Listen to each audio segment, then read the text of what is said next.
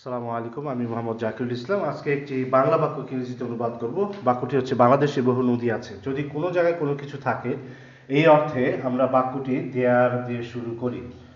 দেয়ারের পরে ইজ অথবা আর বসতে পারে, সেটা ডিপেন্ড করে পরবর্তীতে কোন নাউন আছে সেটার উপরে। তো আমরা একটু দেখি, বাংলাদেশ হচ্ছে একটা প্রপার নাউন, ক্যাপিটাল লেটারে হবে যেখানে বসবে, তো বাংলাদেশ। এর সাথে একার থাকার কারণে ইন বাংলাদেশ হচ্ছে বাংলাদেশে অথবা বাংলাদেশের মধ্যে। বহু ইংরেজি হচ্ছে মেনি, নদী ইংরেজি হচ্ছে রিভার। মেনির পরে যদি কোনো নাউন বসে এবং সেটা গণনা করা যায় তাহলে সেটা প্লুরাল হয়ে যায়, মেনি রিভার্স। কি আছে? অনেক বহু নদী আছে, এটাই হচ্ছে সাবজেক্ট। তাহলে এটা যেহেতু প্লুরাল তাই এর সাথে আর বসবে। There are many rivers in